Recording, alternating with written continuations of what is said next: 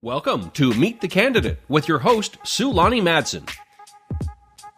Meet the Candidate is your opportunity to see local candidates and hear about the experiences that have shaped their lives. Meet the Candidate is a nonpartisan community project brought to you by our friends at Greater Spokane Incorporated, Ponderosa Republican Women's Club, We Believe, We Vote, and Better Spokane. Now, here's Sue Lonnie. Welcome to Meet the Candidate, and for this session my guest is Lynden Smithson, a candidate for District Court Judge, Position 1. Welcome, Lynden. Thank you. Good afternoon. How are you? Fine, and I understand this is an open position. It is an open position. The sitting judge is retiring, and so 3 of us have filed for the campaign. Okay, so people have a choice to make, and I've decided to ask each of you to first describe what does the position entail? What does District Court Judge cover? District Court is kind of our catch-all court, has a high volume, has about 11,000 civil cases that are filed every year, about 6,000 criminal cases, and totaling with those and infractions, it swells to about 50,000 cases a year. It's a rehabilitative model court. We want to try and focus on what is causing somebody to come to court. We want to alleviate that. To do that, we have some courts that we've made focusing on DUIs, mental health, domestic violence is one of the courts. The Veterans Court has been developed to help veterans, and it's different from Superior Court, which is focused on penalty and punitive. This is more of a rehabilitative or a model that we can try and get people out into the community and fix what is ailing them. Okay, that's a good explanation. And the rest of this interview is really about getting acquainted with you and where did you grow up and go to school? I was born in San Diego. We lived there for a while, and we moved to the Tacoma area to be closer to my mother's family. Grew up there, went to high school in Tacoma at Bellarmine Prep. So I went through junior high, high school, all of my years there. I went back down to San Diego. I played soccer at a couple colleges down there. After that, I came back up. I finished at University of Washington, and I've been in Spokane since 1995. I came here to go to law school at Gonzaga University. Oh, I was going to ask if you were a Husky for the law school, but you came back for Gonzaga. I came back to Gonzaga. I did. And I probably call myself an Aztec because that's where I played soccer, but don't tell anybody at University of Washington. Yeah. Athletes always retain a connection to their old teams. It's a strong thing there. That covers kind of your broader education and training and other activities besides soccer that really drew you into life? Well, and soccer has been a big part of my life. I fell in love with the sport in high school. I played football in high school and soccer. But as I got a little bit older, I really focused on soccer. I did play in college. And in college, I learned that I had not had the best coaching or as good a coaching as other people. So I really decided that I was going to give back once I was done playing. I had the physical abilities, but the other people were smarter about the game. They were just better players. Mm-hmm. And I kind of looked back at the coaching and training I had younger, and it wasn't what other people had. Tacoma was kind of a smaller soccer community than Southern California or other areas. So I did decide that I was going to give back, and I was going to try and coach kids when I was older to give them that training that I didn't have. To do that, I have pursued licenses with the United States Soccer Federation. I have my D, C, and my B licenses. Each one is about a week to get, and it's a pass-fail. You aren't guaranteed to get it. The only one left would be an A license, which would be a professional license. I haven't had need for that yet. I don't know that I would qualify, to be honest with you, and I don't know that I would pass it. But right now, I feel confident that I'm giving the youth of Spokane some coaching that I didn't get as a child.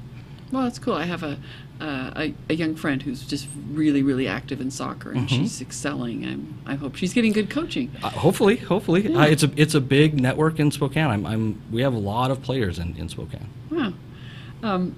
That's very interesting. I'm also interested in asking people about early work experiences. When did you first connect time and money and Sure. effort? I started probably my first real job was in late high school, college. I lived in a small city called Fife, right outside of Tacoma. Okay.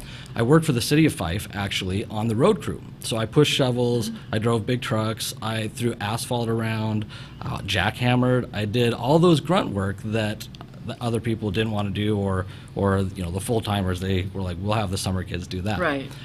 But yeah, I learned long days. Pushing 300-degree asphalt around in 70-degree, 80-degree weather is extremely tiring and difficult, but it was rewarding in the end. I learned time management. I learned what it means to answer to a boss and to do what needs to be done. Those are always a good educational experience, that first job. They are. Get a lot of training from that. They are.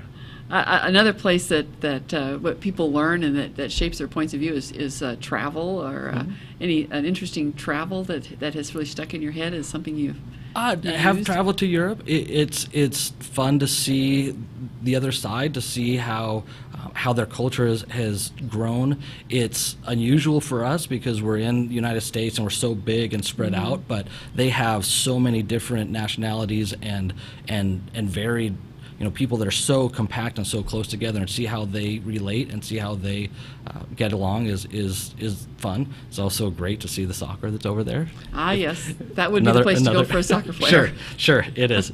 So yeah, I enjoyed that. If it's Tuesday, it must be Belgium. It's a lot easier to do that kind of a tour. Exactly. In that exactly. setting. So, what prompted you to volunteer for being elected for judge? Sure. Well, I was approached by a judge in the past, and she thought that I had the temperament that I'd be a good judge. I started this process back in November. I spoke with Vance Peterson, who is retiring.